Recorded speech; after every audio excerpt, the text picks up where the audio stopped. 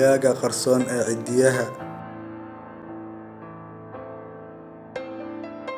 Cidiyaha ay ku dul nool yihiin noolayaasha fangaska waxay noqdaan kuwo midab la'aan ah ama huruud maariin u eg, dhumac weyn, jajabi kara iyo inay ka dhex baxdo cidida inteeda kale sida kaga muuqata sawirka koreeya.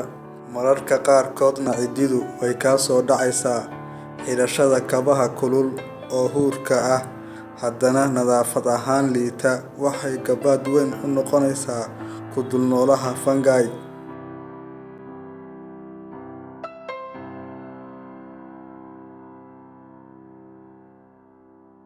In la daweeyo cidiyaha uu ku dul nool yahay fungi-gu way adag tahay haddii lagu daweeyo habka gacanta sida marinta boomaato, ku daleegidda toon la shiiday iyo wixii kale. Laakiin haddaad isticmaashay daawooyin laga qaato afka oo uu kugula soo tiriyay takhtar, waad ka dabar goynaysaa cidiyahaaga ku dul noolaha fungi.